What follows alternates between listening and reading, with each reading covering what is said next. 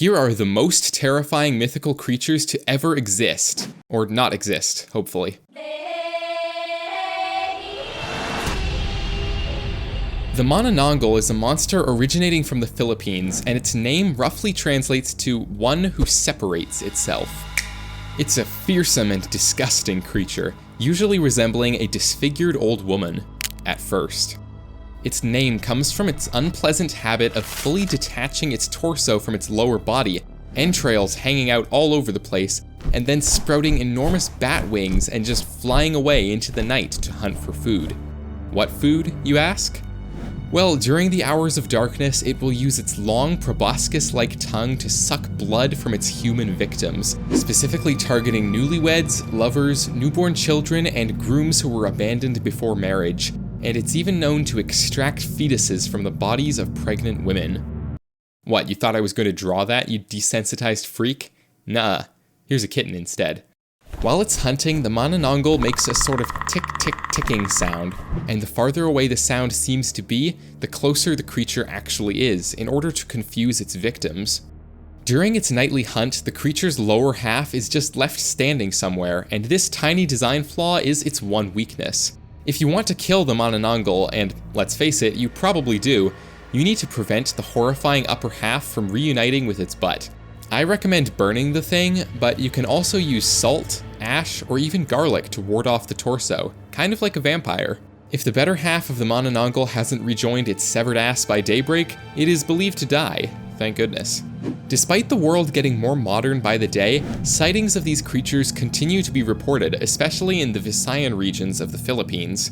Don't forget to hit that subscribe button, or you might just get a visit from one of these gals tonight. Don't say I didn't warn you, cause I just did. If you thought that was awful, hold on to your knives and torches because the Manananggal is actually the least scary creature in this whole video, and things are about to get weird.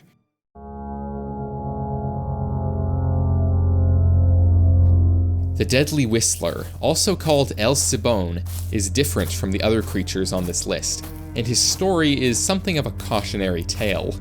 Originally, this creature was an ordinary boy, and he was a spoiled brat who always got everything he wished for.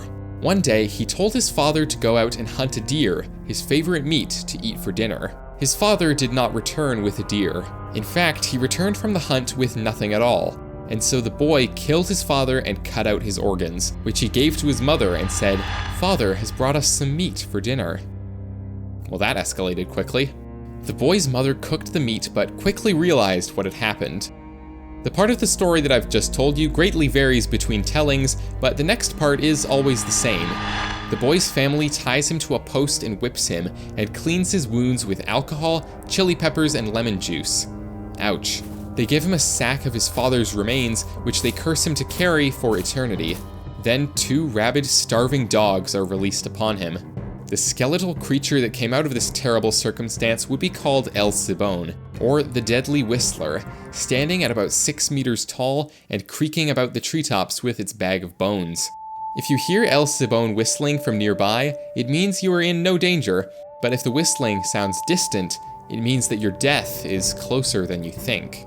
It's said that the Whistler can appear by your house on certain nights and drop his sack to the ground to count the bones within, one by one. If someone in the house hears the Whistler outside, nothing bad will happen. However, if he spends the night counting unnoticed until dawn, someone in the house will die, and their bones will be added to the bag. If you like this video so far, please don't forget to like this video, and if you don't like it so far,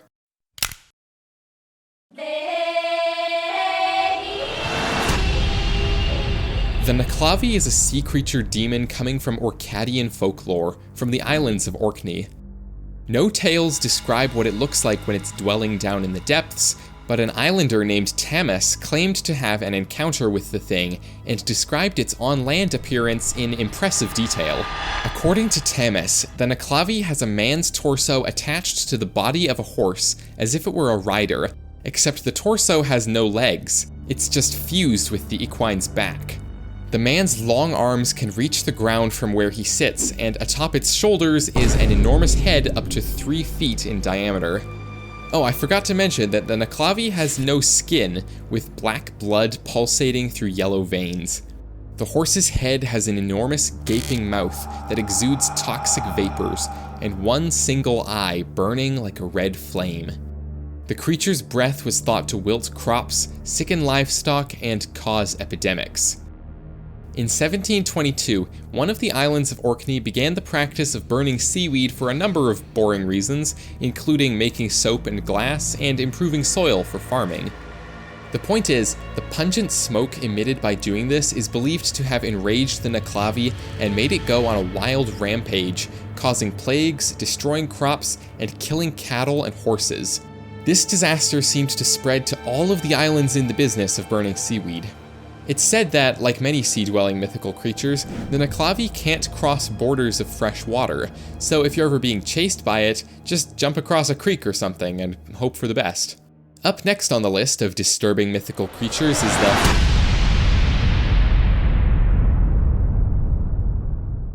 the Aztec civilization believed that before there was anything, there were these 4 god dudes named these lovely names, which I can pronounce, I just don't feel like it right now.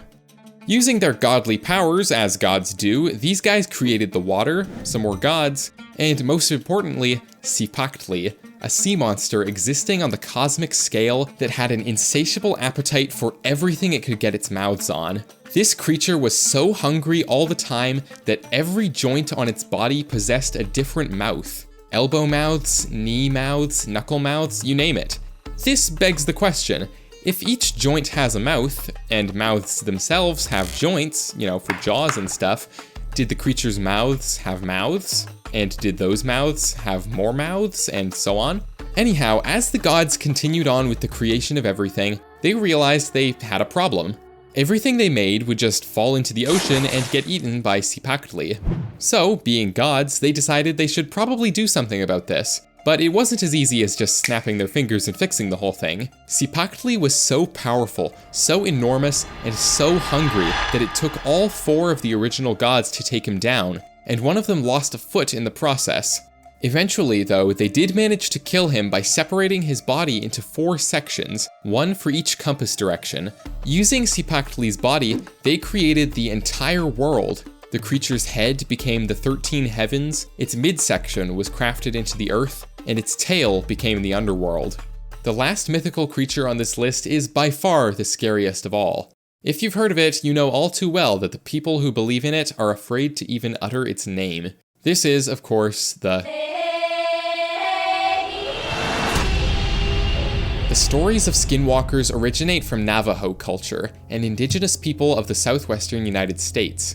You've probably seen memes and videos all over the internet of creepy animals and dudes in spooky costumes hiding in the trees with captions like, "Guys, I found a skinwalker, ah!" But these could not be further from the reality of these creatures.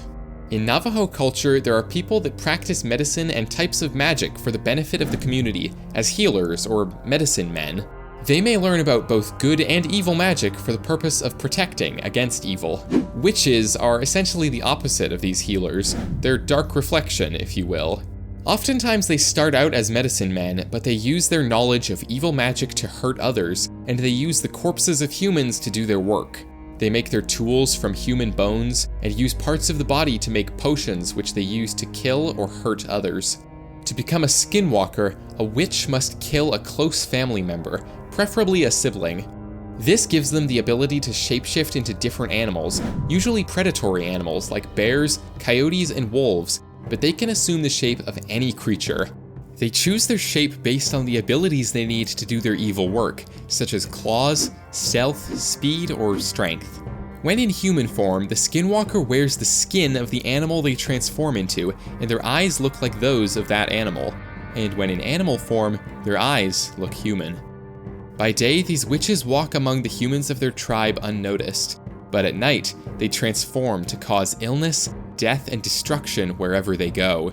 They can even read minds and control their victims to do their bidding, and they're often blamed for causing all manner of mysterious mischief and trouble. My channel is still small enough that I can pretty easily read every comment I get, so let me know, which of these horrifying mythical creatures do you think was truly the most disturbing, and why? As always, thank you very much for watching. My name is Alex, and I am really smart. Until next time, Farewell!